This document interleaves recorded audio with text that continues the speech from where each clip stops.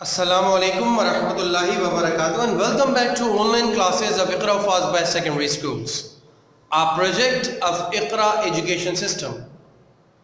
Dear students, today in this video lecture, we will start a grammar topic or a language practice topic, narration. You people have already gone through narration in the previous classes. We will take a review of narration and I will take you through all the rules and regulations and steps involved in narrating a sentence or changing a sentence from direct speech into indirect speech. Let's go through this. Narration means conveying speaker's statement, यानी कि किसी के कहे हुए अल्फाज को आगे convey करना, इस अमल को नरेशन कहते हैं। किसी भी शख्स की किसी बात को आगे बढ़ाना या किसी की कही हुई बात को आगे मुंतकिल करना, कन्वे करने का नाम नरेशन है और इसके दो तरीके होते हैं। Number one, direct, which we call direct narration, convey speaker's statement in exact words, and indirect is convey speaker's statement in your words. जब हम किसी की कही हुई बात को एग्जैक्टली आगे कन्वे कर देते हैं किसी भी तब्दीली किए बगैर, तो उसे हम कहते हैं डायरेक्ट नरेशन। और जब हम स्पीकर की किसी बात को अपने अल्फाज में तब्दील करके आगे कन्वे करते हैं उसे कहते हैं indirect narration. I will exemplify you here on the board. You can see here the first sentence is a direct narration while the second sentence is an indirect narration. The first sentence says, he said to her, comma, and then inverted commas, I called you yesterday. He said to her, I called you yesterday. एक लड़के ने एक लड़की को कहा, he ने she को कहा, her को कहा, he said to her, I called you yesterday. अब इस सेंटेंस में क्या हुआ कि मैंने स्पीकर के एग्जैक्ट वर्ड्स को यहां पर इस्तेमाल किया। यहां आप देख सकते हैं, आई कॉल्ड यू यस्टरडे, मैंने ही के एग्जैक्ट वर्ड्स को इस्तेमाल किया। ही ने जब हर से कहा तो ये अल्फाज इस्तेमाल किए, हु बहू यही अल्फाज, आई कॉल्ड यू यस्टरडे। ठीक है, इसी जुमले को मैं इनडायरेक्ट तरीके से कह सकता हूं, he told her that he had called her the day before. The difference between these two sentences is only of words. सिर्फ अल्फाज का डिफरेंस है, वरना मफहूम में कोई डिफरेंस नहीं है। मफहूम दोनों का बिल्कुल ठीक है और दोनों ही तरीकों से मैं ही कही हुई बात जो उसने हर को कही थी, ही की कही हुई बात मैं दोनों ही जुमलों में आप तक पहुंचा रहा हूं। ठीक है, लेकिन पहले जुमले में मैंने क्या किया कि ही के एक्चुअल वर्ड्स, एग्जैक्ट वर्ड्स को इस्तेमाल किया, जबकि सेकंड सेंटेंस में मैंने अपने अल्फाज में ये बात बताई कि उसने, ही ने शी को, हर को कॉल की थी यस्टरडे, और यहां मैं कह रहा हूं कि उसने, ही ने हर को कॉल की थी द डे बिफोर, यानी कि एक दिन पहले, उस कहने से एक दिन पहले। ठीक है, तो this is the difference between direct and indirect narration. सिर्फ अल्फाज का डिफरेंस होता है और कोई डिफरेंस नहीं होता, मफहूम में कोई डिफरेंस नहीं है। अब यहां पर कुछ उसूल हैं, कुछ रूल्स एंड रेगुलेशंस हैं जिसकी बिना पर मैंने ये सारी तब्दीलियां की। मैं थोड़ी सी इन तब्दीलियों को मेंशन करता हूं बोर्ड पर। Here you can see I have made 5 changes. पहली तब्दीली तो मैंने ये की कि said to को told में चेंज किया। सेकंड तब्दीली मैंने ये की कि ये जो कॉमा और इन्वर्टेड कॉमास हैं इनको मैंने, यहां देखें आप इस सेकंड सेंटेंस में इनडायरेक्ट नरेशन में आपको कोई कॉमा और इन्वर्टेड कॉमास नहीं दिखेंगे, तो मैंने इन सारे कॉमास को हटाकर, कॉमा और इन्वर्टेड कॉमास को हटाकर z का इस्तेमाल किया। ये सेकंड चेंज हुआ, सेकंड तब्दीली हुई। तीसरी तब्दीली मैंने देखी आई और यू की, आई को ही में और यू को हर में चेंज किया। ये चेंज नंबर 3 है, तब्दीली नंबर 3 है, जिसको हम कहते हैं प्रोनाउन की तब्दीली। चौथी तब्दीली मैंने की है टेंस में। यहां कॉल्ड था पास्ट सिंपल, यहां हैड कॉल्ड लगा दिया पास्ट परफेक्ट। तो चौथी तब्दीली जो मैंने की वो टेंस की तब्दीली की, पास्ट सिंपल सेंटेंस को पास्ट परफेक्ट में चेंज किया। पांचवी और आखिरी तब्दीली मैंने की है यस्टरडे की। यहां पर मैंने द डे बिफोर लिख दिया। इस यस्टरडे, ये यस्टरडे है क्या, कौन सा पार्ट ऑफ स्पीच है जुमले में, ये है एडवर्ब ऑफ टाइम। तो एडवर्ब की तब्दीली भी हम करते हैं। तो ये 5 चेंजेस आप देख सकते हैं। यही 5 चेंजेस दुनिया के हर सेंटेंस में होगी। मुमकिन है कि कहीं कहीं आपको 5 की जगह 4 तब्दीलियां करनी हो, ये आपको एडवर्ब गिवन ही ना हो, आई कॉल्ड यू, तो फिर आपको यस्टरडे और द डे बिफोर को तब्दील करने की जरूरत ही नहीं पड़ेगी। 5 तब्दीलियों से 4 तब्दीलियां तो हो सकती हैं, लेकिन 5 तब्दीलियों से 6 तब्दीलियां नहीं हो सकती। यानी कि टोटल चेंजेस जब हम डायरेक्ट नरेशन को इनडायरेक्ट नरेशन में चेंज करते हैं तो टोटल मैक्सिमम चेंज जो होते हैं चेंजेस वो 5 हो सकती हैं, 6 होती ही नहीं। मैक्सिमम चेंजेस आप 5 कर सकते हैं और होती ही 5 चेंजेस हैं, 5 से ज्यादा होती ही नहीं है चेंजेस। तो आपको इन 5 चेंजेस को अंडरस्टैंड करना है, देन दैट्स इट। अगर आप ये 5 चेंजेस अंडरस्टैंड कर लें कि ये 5 चेंजेस हम कैसे करते हैं, तो आपको हर जुमला डायरेक्ट का इनडायरेक्ट में चेंज करना आ जाएगा। ठीक है, जैसा कि मैंने बताया कि ये 5 चेंजेस क्या हैं, सेड टू टोल्ड में चेंज हुआ, इनवर्टेड कॉमास या कॉमास दैट में चेंज हुए, प्रोनाउंस चेंज हुए, टेंस चेंज हुआ और एडवर्ब चेंज हुआ। यही 5 चेंजेस, हम टोटल 5 चेंजेस हमेशा करते हैं इंग्लिश लैंग्वेज में नरेशन के टॉपिक में। जब भी आपको डायरेक्ट सेंटेंस इनडायरेक्ट में चेंज करना होगा, आप यही 5 चेंजेस करेंगे। So these are the 5 changes I have written on the board. Change number 1 is reporting verb. Number 2 is commas change. Number 3 pronouns change. Number 4 change of tense. Number 5 change of adverb. आप देख सकते हैं कि मैंने 2 changes को लिखा है कि before commas. ये जो commas given है, इनसे पहले की 2 तब्दीलियां हैं और inside commas, ये जो commas है inverted commas, इनके अंदर की 3 तब्दीलियां pronouns की, tense की और adverb की।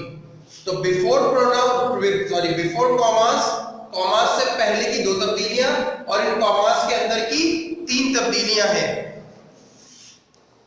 ये जो बिफोर कॉमास और इनसाइड कॉमास मैंने लिखा है, बिफोर कॉमास एक जुमला हमारे पास है, ही सेड टू हर, ये एक जुमला है कॉमास से पहले, और इनसाइड कॉमास जो है हमारे पास एक जुमला है, आई कॉल्ड यू यस्टरडे। तो ये 2 जुमले हमारे पास आ गए, ही सेड टू हर आ गया है और एक आ गया आई कॉल्ड यू यस्टरडे।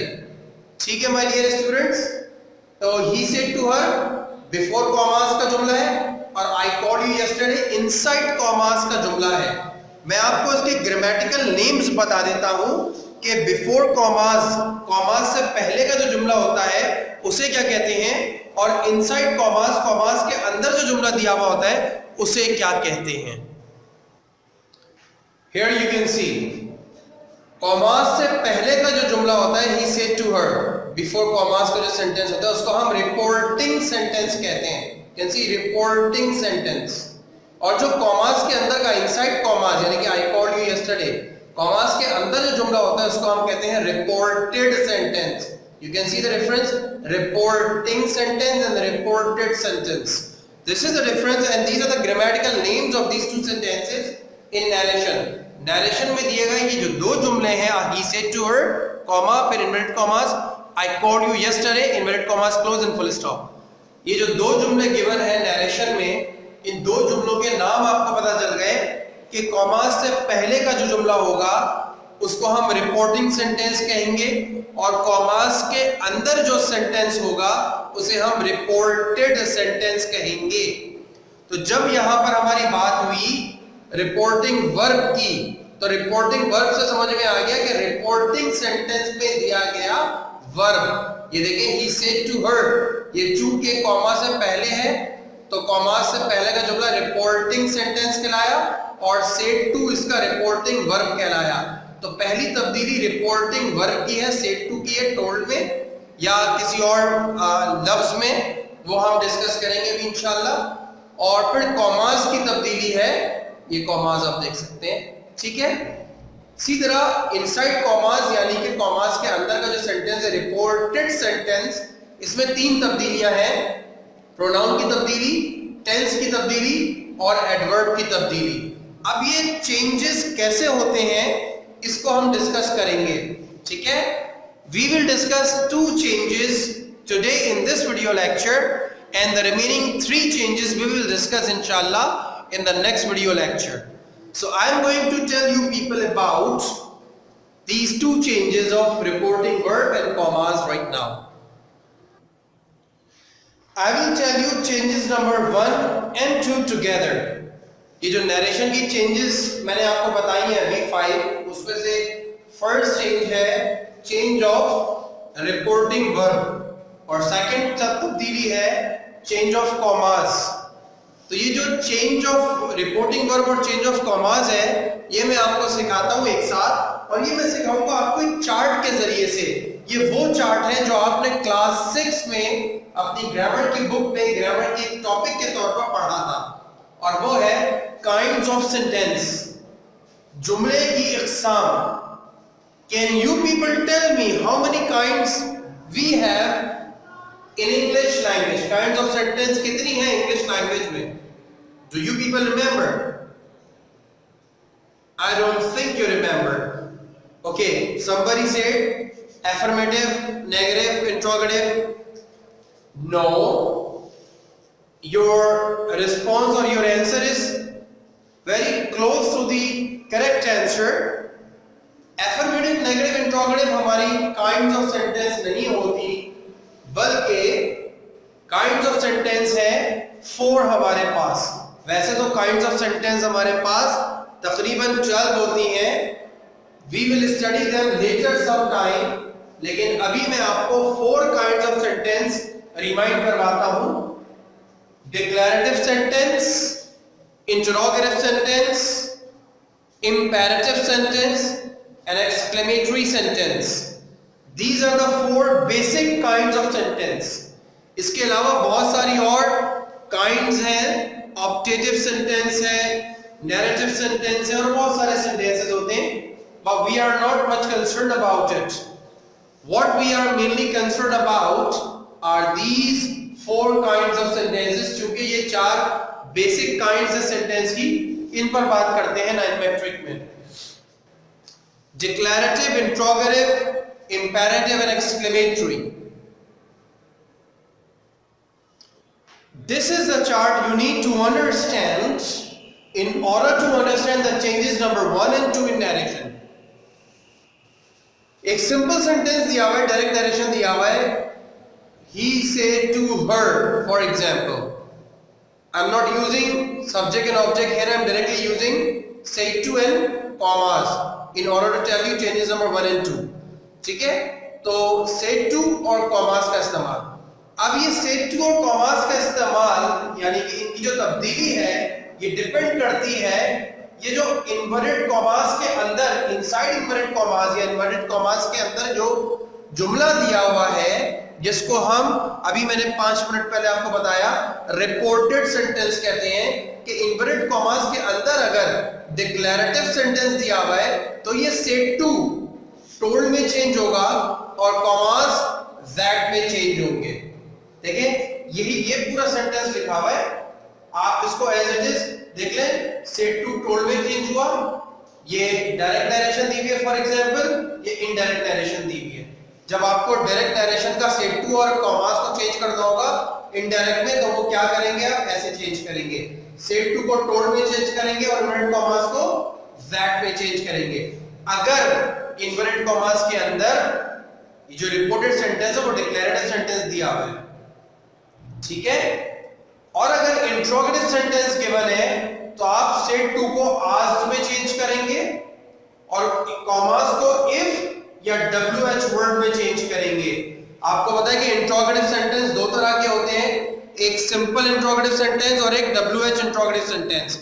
ऐसा जुमला या ऐसा सवाल जिसमें आपने कब, कहां, क्यों, कैसे ना पूछा हो। मसलन अगर मैं कहूं क्या तुम जा रहे हो, आर यू गोइंग, इसमें कोई WH वर्ड नहीं आया, who, when, what, where, why, इसमें कुछ भी नहीं आया। Are you going somewhere? और अगर मैं पूछता हूं तुम कहां जा रहे हो, where are you going? Where are you going में वेयर WH वर्ड आया। तो अगर कोई ऐसा इंट्रोगेटिव सेंटेंस गिवन है जिसमें कोई WH वर्ड नहीं आ रहा, तो आप आस्क्ड के बाद ये जो कॉमास है उसको इफ में चेंज करेंगे। और अगर कोई WH वर्ड आ रहा होगा, वेयर, वाई, व्हाट, तो उस WH वर्ड को यूज करेंगे, इफ को यूज नहीं करेंगे। अगर inside commas, in inverted commas के अंदर कोई इंपेरेटिव सेंटेंस गिवन है, तो सेड टू को आप ऑर्डर्ड या फिर रिक्वेस्टेड में चेंज करेंगे। अगर इंपेरेटिव सेंटेंस में कोई ऑर्डर दिया हुआ है, हुक्म दिया हुआ है, तो ऑर्डर्ड हो जाएगा सेड टू ऑर्डर्ड में चेंज हो जाएगा। और अगर इंपेरेटिव सेंटेंस में कोई रिक्वेस्ट की गई है, तो वो सेड टू जो है, ये सेड टू रिक्वेस्टेड में चेंज हो जाएगा। और उसके बाद आप कॉमास की जगह टू लगाएंगे, TO2। अगर कोई सेंटेंस एक्सक्लेमेटरी दिया हुआ है इन्वर्टेड कॉमास के अंदर, एक्सक्लेमेटरी सेंटेंस, ठीक है, तो वहां पर सेड टू जो है वो एक्सक्लेम्ड में चेंज होगा और आप आगे कॉमास की जगह दैट लगाएंगे। और अगर कोई विश दी हुई है, कोई ख्वाहिश का इज़हार किया गया है, तो आप विश्ड लगाएंगे और आगे दैट लगाएंगे। अगर कोई उम्मीद की गई है तो आप होप्ड लगाएंगे और दैट लगाएंगे। कोई वादा किया गया है तो प्रॉमिस्ड लगाएंगे और दैट लगाएंगे।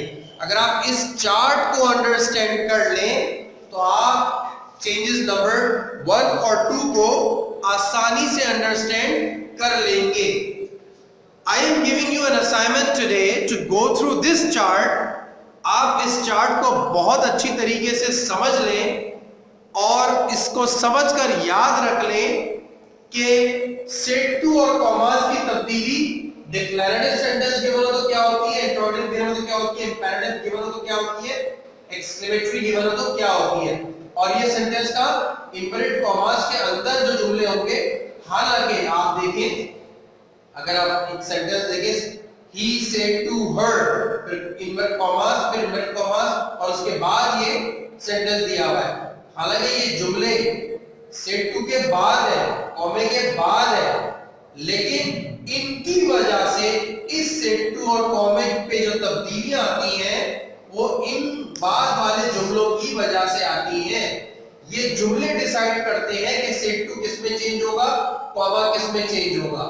आपको मैंने बता दिया, एक दफा दोबारा रिव्यू कर लेते हैं कि इस सेड टू की तब्दीली डिपेंड करती है यहां दिए गए काइंड्स ऑफ सेंटेंस पर।